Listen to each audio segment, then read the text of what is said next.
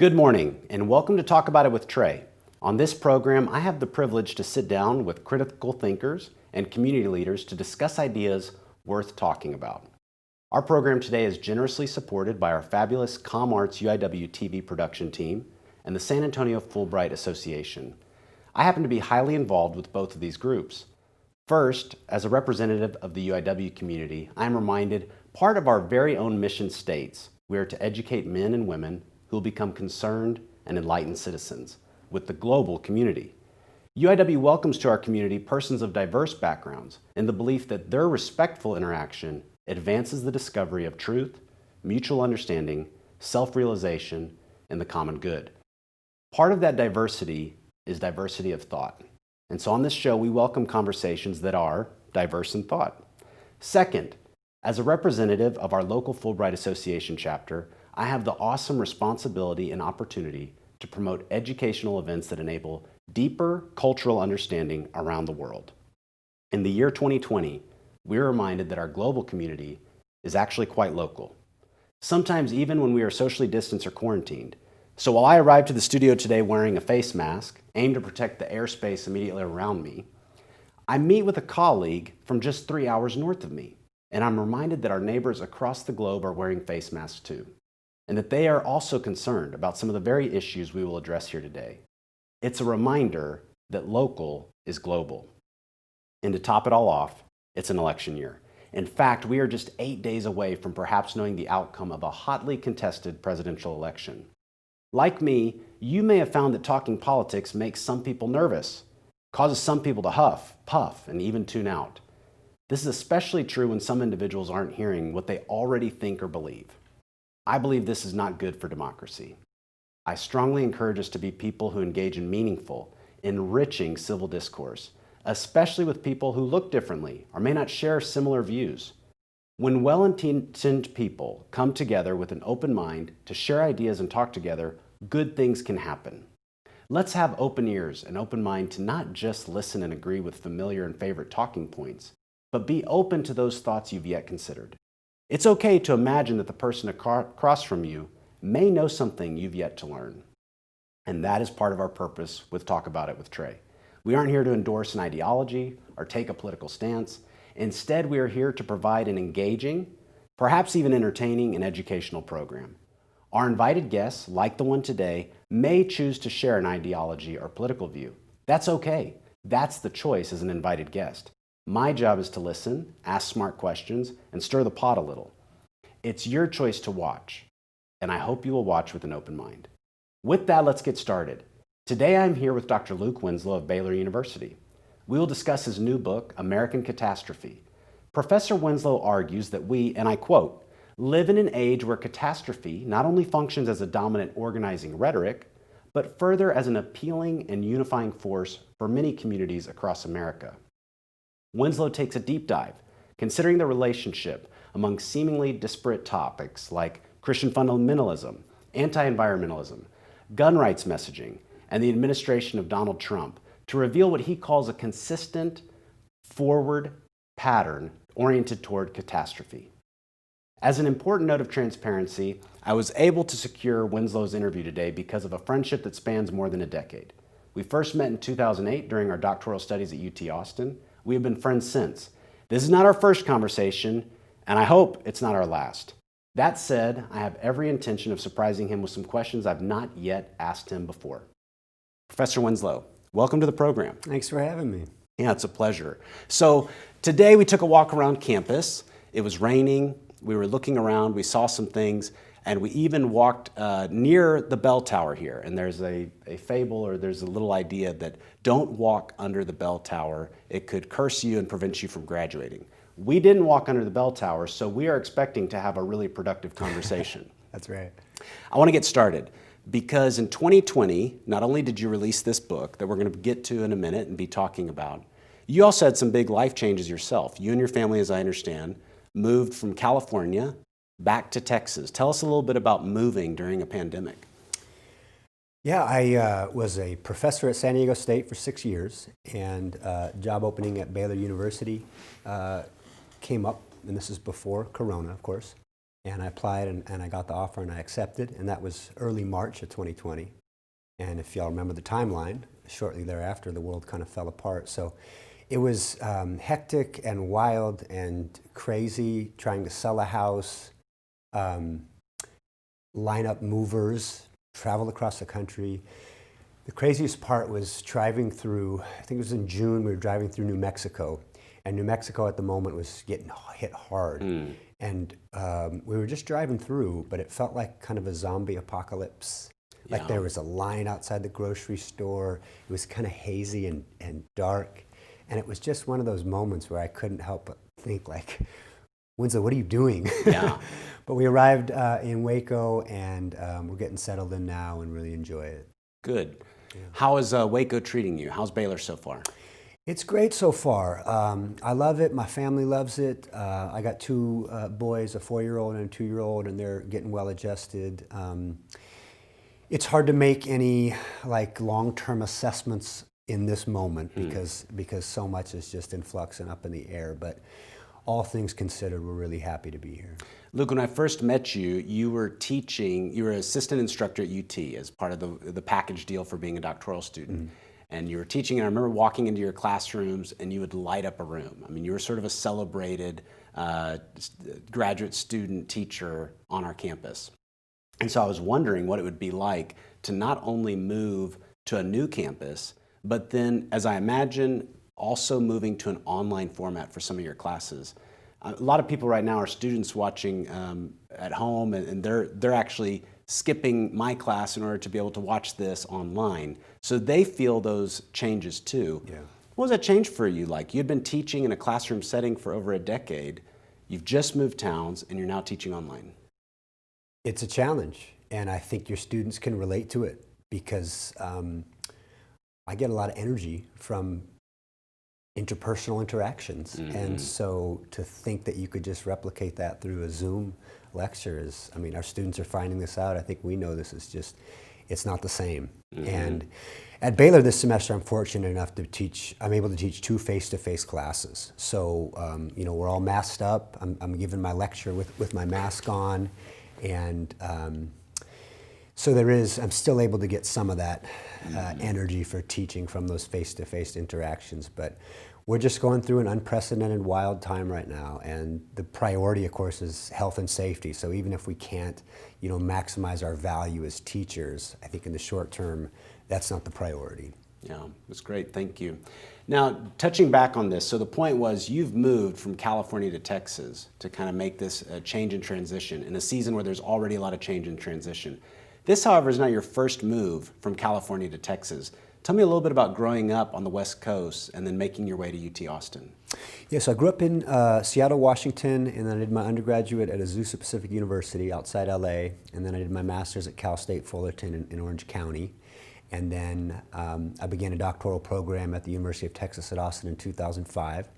I knew nothing about Austin. I knew nothing about Texas. A lot of people on the West Coast have this image that Texas is all, you know, cowboys and a barbecue. And so going from California to Texas really was motivated because I wanted to work with a professor at UT. And I really would have gone anywhere where he was. Fortunately, I ended up in Austin, and I loved it, and I quickly fell in love with Texas. And ultimately, I met my wife in Austin, and I got a job at San Diego State, a job offer at San Diego State in 2014. And it was hard to leave. We were very happy there. We really enjoyed Texas, but it was just such a good job offer at a really great school that we took it. We thought it'd be a good thing for us, and it was. But Baylor had always been a dream school for me and kind of for my family. Baylor had always kind of been something on our radar that we knew we would be attracted to. I'm going to step in it a little bit because I know the backstory that you at Azusa Pacific were also the quarterback for your football team. And, you know, there is this kind of sometimes a thought on college campuses, I don't know where it comes from or why it perpetuates, that somehow there's like athletes and then there's other students, like people who are more serious about school. I've found that some of my athletes are some of the most bright, intellectually curious, like motivated, hardworking people. For you, did you ever, as a student athlete, did you ever encounter sort of this jock stereotype? Yes, but some self-disclosure, I'm not that smart. And so I have figured out ways to compensate. And what I actually was able to do during my time at APU was to kind of use that jock reputation as like a form of jujitsu. So I would come early to class, I'd sit in the front row, I'd have my notepad out, I would go to office hours, I would do a lot of the kind of the social work that helped me develop a relationship with my professors, because I knew that they would be pleasantly surprised by an athlete that also took their course seriously. And so I think I was actually able to use that, what you might think as a disadvantage, to kind of turn it on its head and use it as an advantage. At some point though, and for those who have read the book, and I do have some questions here from students that I'll get to as well, their own curiosities about the book and what's in it. At some point though, you must have realized that you were a critical thinker. Yeah.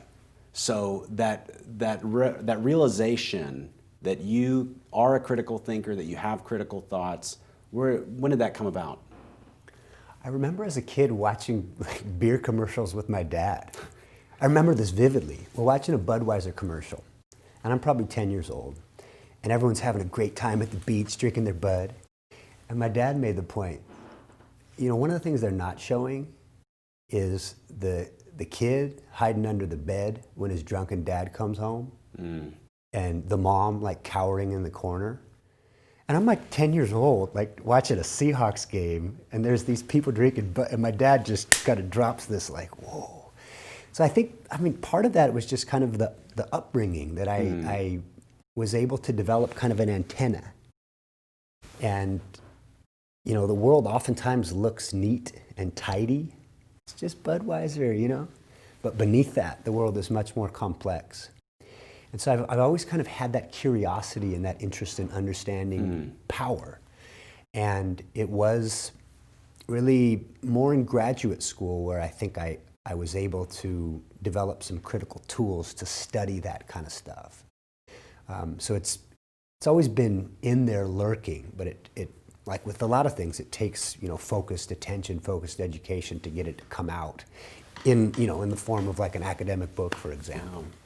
I want to press you on one more. I want to see, you give this example of watching a Seahawks game and your dad kind of piquing your curiosity or kind of changing your perception of something you were seeing in the media. Do you have more of those? Any more of those as a younger person that kind of made you think differently, push you to? Yeah. I was fortunate enough. My mother's a professor. My father's a minister. I was raised in a family and a household that valued curiosity, valued the pursuit of truth.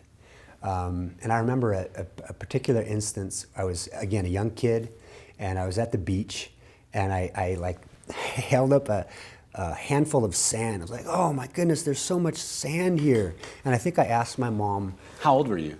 Probably 6 or 7. And I asked my mom, how many grains of sand do you think are there in the world?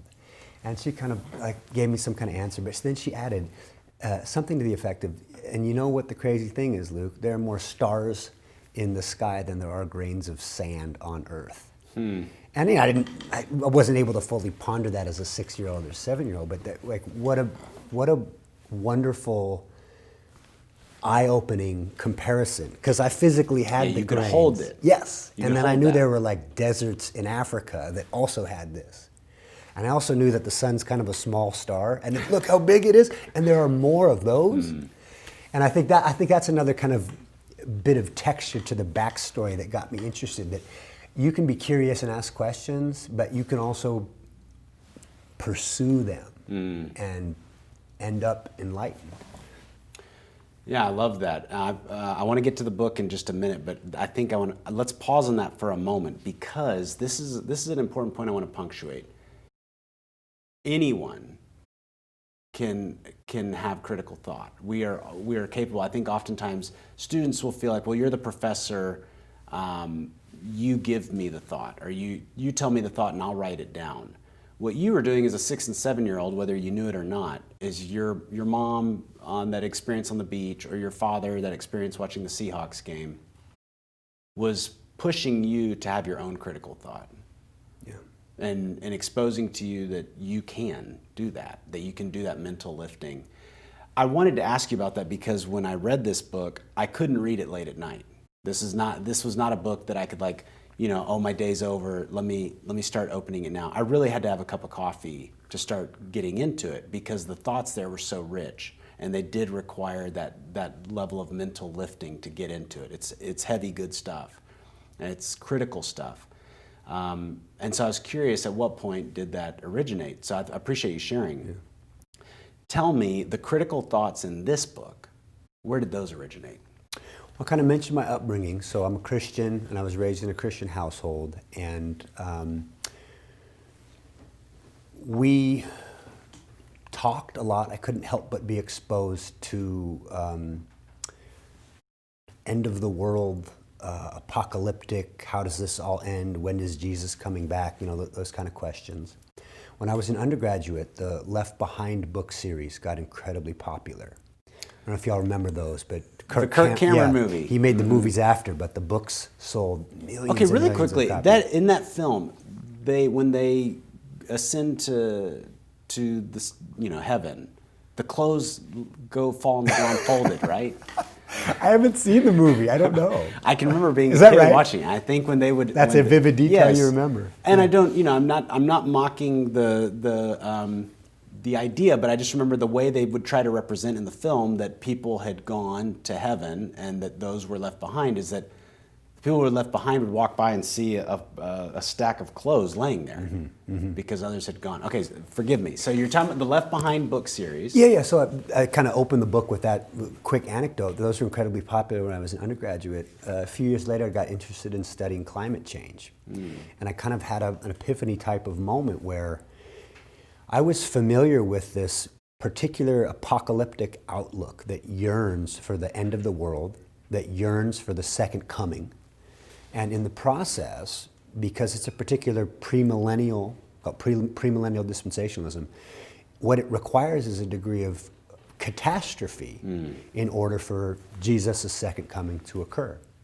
And when I was studying more about climate change and studying more about our warming planet, and most importantly, what to do about it, I kind of, like I said, I had a moment where I was curious if the motivation to actually redress climate change was sapped by this particular apocalyptic outlook.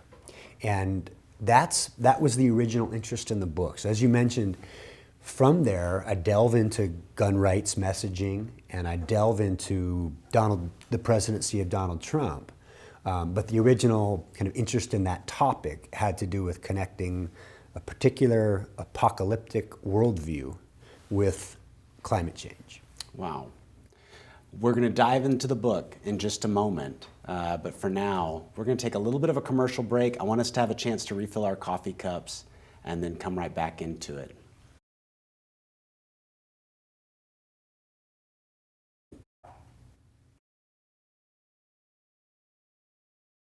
Good morning, everyone. I am Alicia Caballero. Our broadcast today is coming live from Texas, but we know that our audience is across the state, the country, and a good number of you are tuning in from overseas.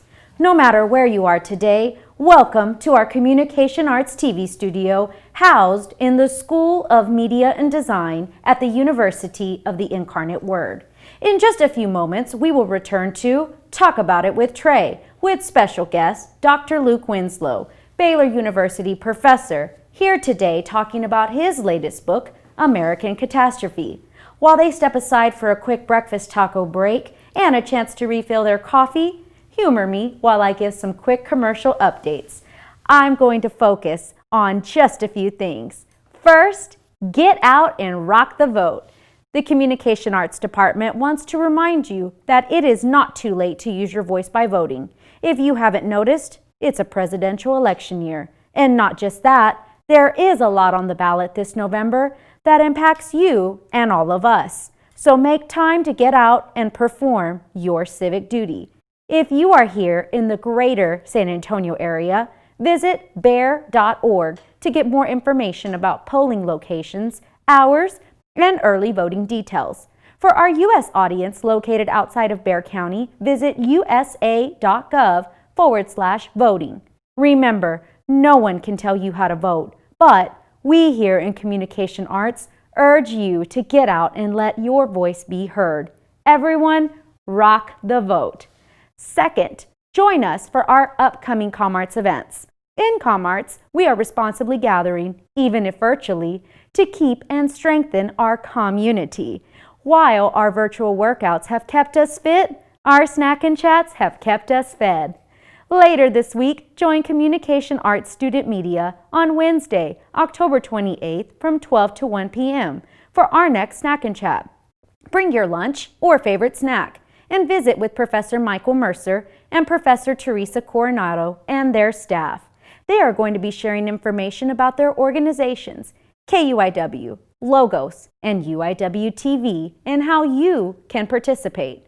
Also coming up at the end of this week, don't miss ComArts Advising Q&A. That will be this Friday, October 30th from 11:30 to 12:30 p.m.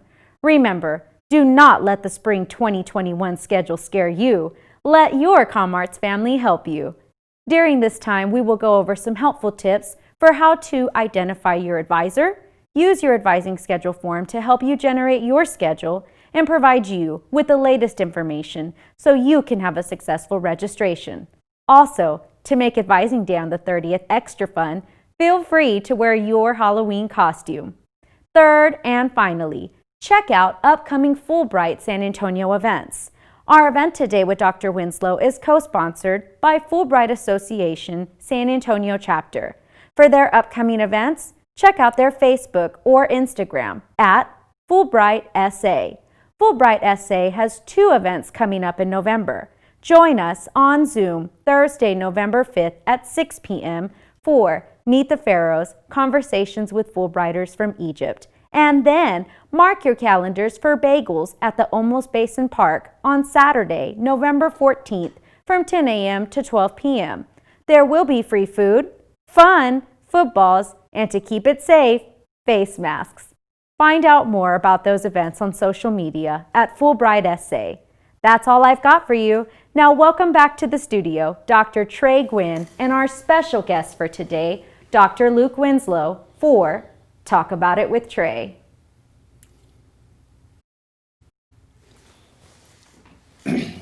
Dr. Winslow, you've got a lot in the book here. We were just diving into it. I want to ask you, what in this book did you find was writing itself, meaning the thoughts were just flooding you and you couldn't put them down on paper quick enough? And then my counter to that, or my follow-up to that, is going to be, which part of the book did you find the hardest to write? Hardest, not surprisingly, is developing the methodology, the dense development of the critical tools is the most intellectually intensive. I also had trouble concluding the book because it's easy to, for me, it's easier to point out what's wrong and the problems with it than to suggest productive solutions. You know what I mean? And so I didn't want to end, it's a dark book. It was hard to write because it deals with some real cynical dimensions of human nature. But I didn't want to end in a cynical way. I wanted to end it in an uplifting and positive way. And so it took a while, but I think ultimately I was able to kind of work through that and conclude in a more positive way. The part that came most naturally was there's a section on gun rights. And it was neat because I sent off a draft of the book and I got some feedback from some scholars in the field. And my editor at Ohio State University Press suggested actually that I include a chapter on gun rights messaging that wasn't in the initial draft. And I was a little bit down about that because that meant a lot more work and the book wasn't going to come out for a while. But once I actually started taking my critical tools and applying it to gun rights messaging, it was just like, to your question, it just came real naturally. The connections were there. And so that part was probably the easiest to write. I want to dig in on that a little bit more, this notion of connections, because what I love about your book here is you've taken these ideas that, fundamentalism we hear about, gun rights messaging we hear about, the rhetoric of Donald Trump can be talked about on cable news, to the point where people are nearly vomiting. How were you able to take these different things and weave them together? For somebody who doesn't do that professionally and been trained to do that, what does that process look like? We study public argument. As a rhetorical scholar, I'm interested in public argument. And so one of our launch points is, in this particular part of our discipline, is that we assume no one cares about us and no one cares about our topic.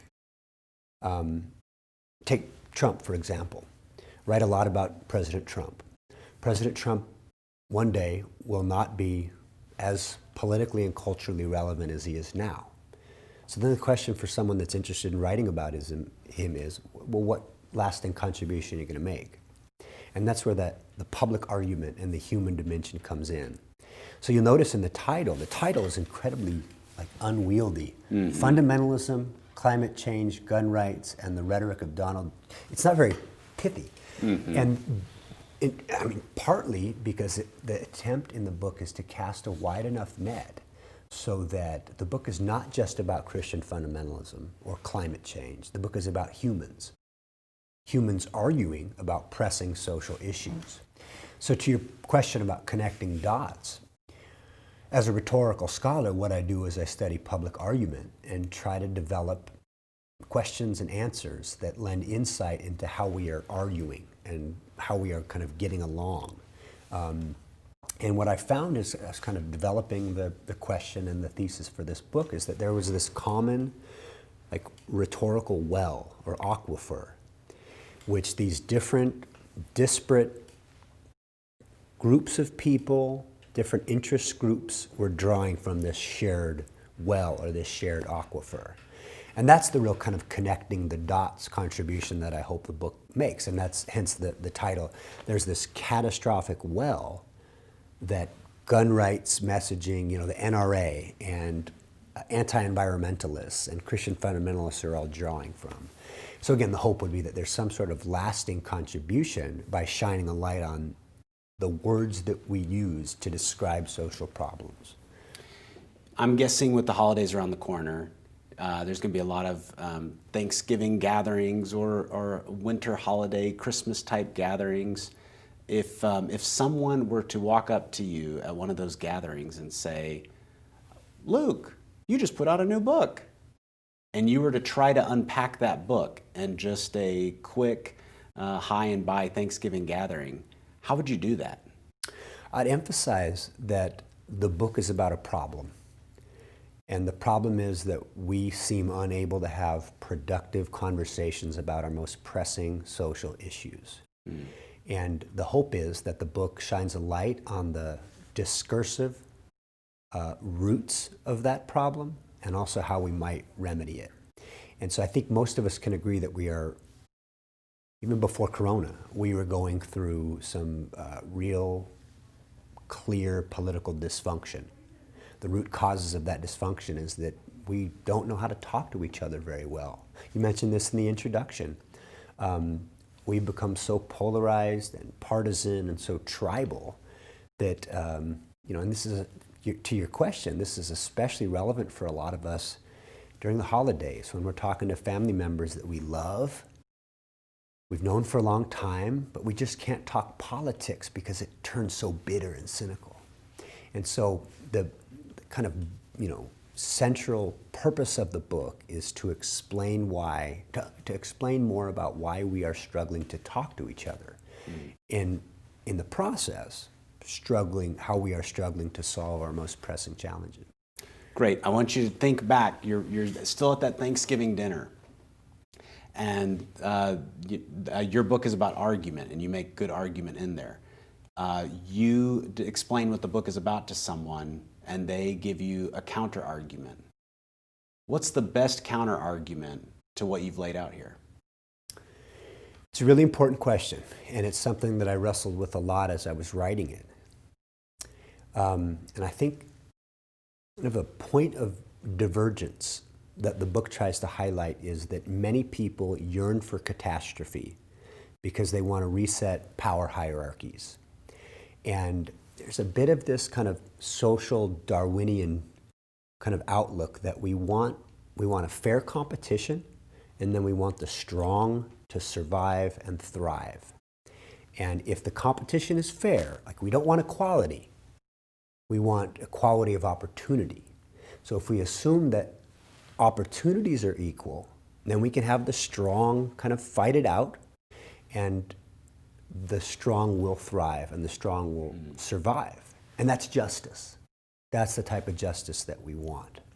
And so I think that's a really compelling counter-argument, and that outlook is deeply woven into our political conversations now. When we talk about something like healthcare, for example, should the government provide high-quality, cheap healthcare to every single American? Not even every single American, every single human being that's in America. Well, if you come from a more progressive, what we would call an equality orientation, the answer is yes. Just like strong public schools, the government has a role and a responsibility to provide something like health care for every single person living in the U.S. The counter-argument to that is we want to incentivize proper behavior. And so if we have employee-sponsored health care, it incentivizes Americans to get jobs so that they'll have health care through their employers. And so that's like a really important area of divergence, where you have this justice orientation on one side and this equality orientation on the other side.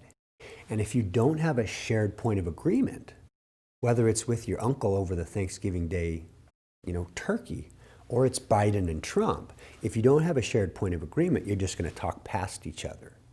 I think that's one of the problems with a lot of our public conversations today. Right. If I know much about the publication process, this book comes out in 2020. That probably means that your last draft that you sent off to the publisher was either late 2019 or maybe early 2020. A lot's happened since then.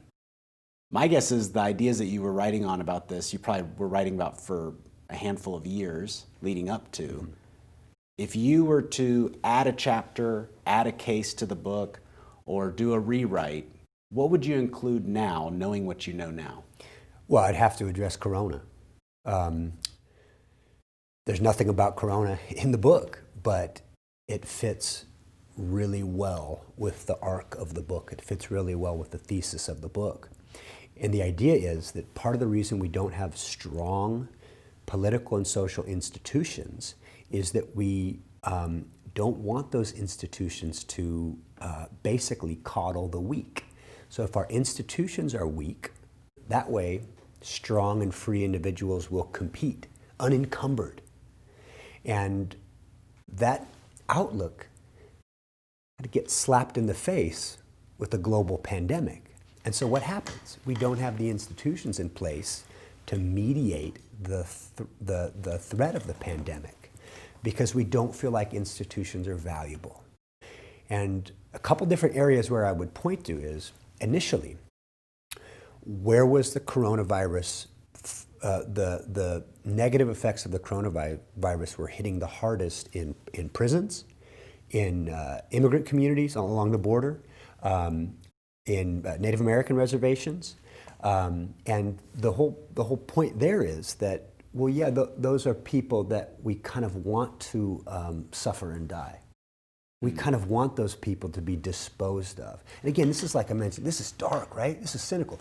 No one will come out and say that because it would be so politically costly. But if you're drawing from this shared rhetorical well, and you kind of want some suffering and you want some pain in order for justice to reign, you're just simply not going to have the motivation to redress climate change, limit gun violence, or stop a global pandemic. And what scares me the most now, if I were to write like an afterword now, is herd immunity. We're starting to hear more about herd immunity, and herd immunity fits really well within the arc of the book, because essentially what herd immunity is, let's let everyone get it and see what happens. So who's going to die if we get herd immunity? It'll be people with pre-existing health conditions. It'll be old folks. It'll be people that didn't diet and exercise properly. It'll be people that deserve it. And that's scary. Because then we're now living in this kind of animalistic Darwinian world where the strong will survive and everyone else can just wither and die. And so the extension of the thesis of the book is we have to be careful with that. Like, look where this mindset can take us. Because we're actually living through it right now. That brings me to a point I flagged in the book. It's toward the latter part. You say, going forward, the challenge may be knowing who is receptive to alternative vocabularies and who just needs to be barred from influencing public policy. Can you unpack that a little bit? Yeah, I think the Trump presidency shines a really important, powerful spotlight on some of the cracks in our democracy, in the sense that there have always been Donald Trumps. In some ways, Donald Trump is not a new figure, but traditionally we have just kind of kept him out of the White House, or folks like that out of the White House. But that's changed now.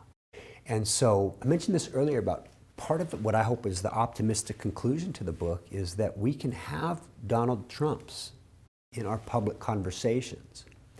And we don't need to portray the Donald Trumps in our world as evil.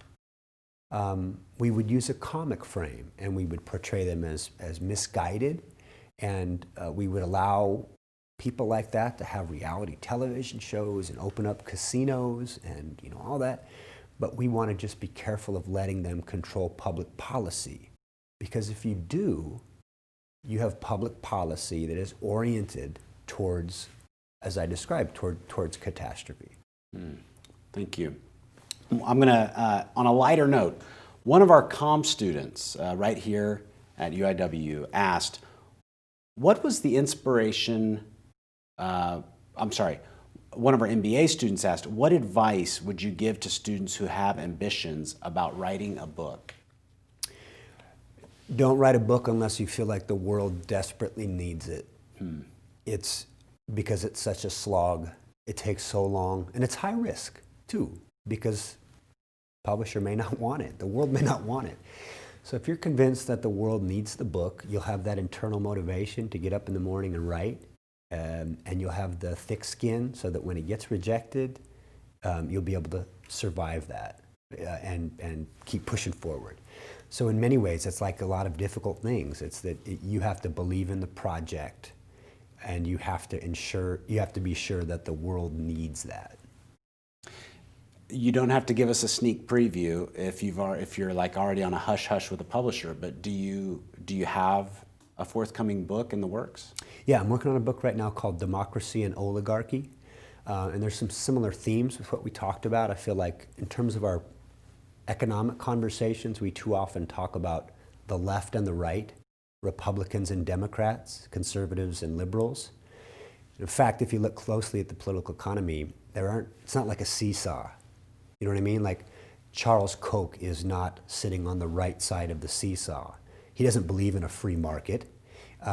He wants a state that is oriented towards his interests.